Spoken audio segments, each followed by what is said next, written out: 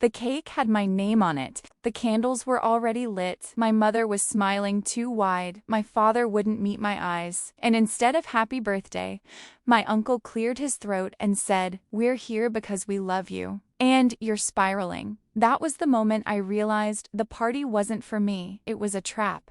And before that night ended, 6 relationships would collapse, not because I exposed them, but because the truth refused to stay quiet anymore. When I walked into my parents' house that evening, I genuinely thought they were trying to reconnect. Turning 28 felt significant, especially after the quiet tension that had grown between us over the past year, when I chose to leave the corporate law path they'd mapped out for me and instead build my own independent design firm from scratch, a choice they called reckless, embarrassing, and temporary rebellion.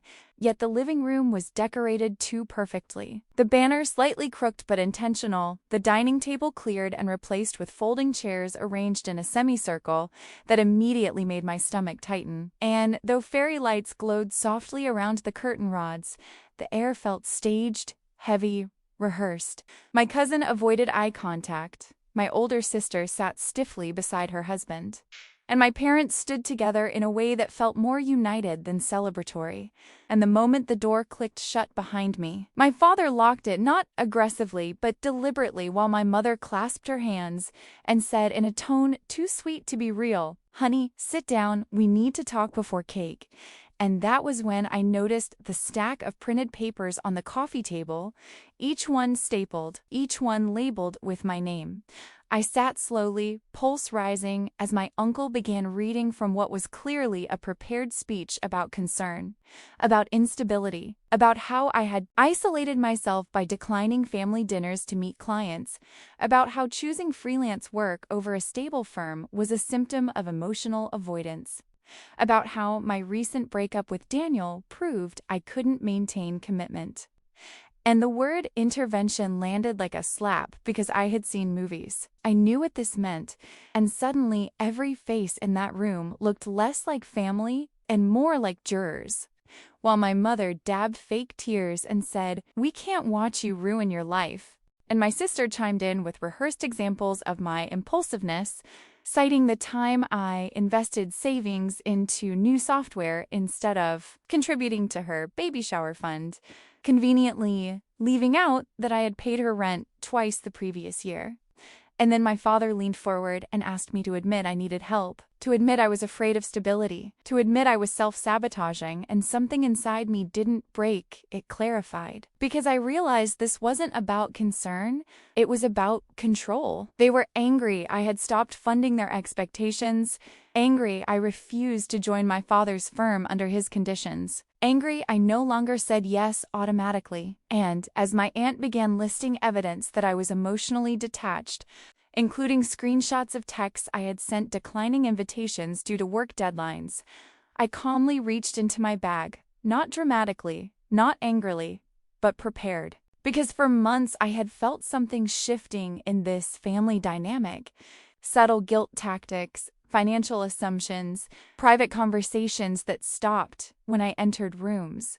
And so I had started documenting too, not out of revenge, but out of instinct. And when I placed my tablet on the coffee table and pressed play, the first audio clip filled the room with my father's voice from 3 weeks prior, saying if she won't join the firm, she can at least fund the renovation. She owes us after all we've done, followed by my mother responding, the birthday idea will make her emotional.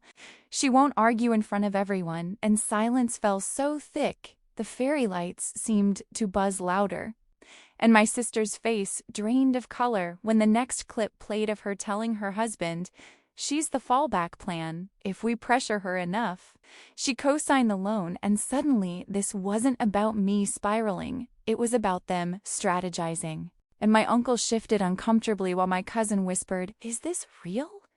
And I didn't raise my voice, didn't insult anyone. I simply let the recordings speak, one after another. My aunt admitting she exaggerated my withdrawal to make the meeting feel urgent. my father dismissing my design firm as a phase despite privately bragging about my client list to his colleagues, my mother complaining that I had stopped paying the family phone bill and calling it selfishness. And each truth peeled back a layer of their performance until the intervention dissolved into exposed manipulation. And that was when the fractures began. My uncle stood up first, accusing my father of dragging him into something dishonest. My cousin left in tears. My aunt began arguing with my mother about integrity. My sister's husband looked at her as if seeing her clearly for the first time, asking why she would frame her own sister as unstable for leverage. And the room that had been staged for my humiliation became a battlefield of accountability. My father tried to regain control, calling my recordings a betrayal of trust, but I reminded him calmly that trust requires honesty, not orchestration. And when my mother finally asked why I would embarrass them like this, I answered with a truth I had carried quietly for years, that love should not require submission, that independence is not illness, that boundaries are not rebellion. And I stood up, blew out the untouched candles myself, and thanked them sincerely for the clarity. Because that night didn't ruin 6 relationships. It revealed they were already cracked, and by the time midnight arrived, my uncle had cut business ties with my father over the deception. My aunt refused to attend future family councils. My sister's husband left their house to stay with his brother after realizing how often she manipulated narratives. My cousin blocked the family group chat in disgust.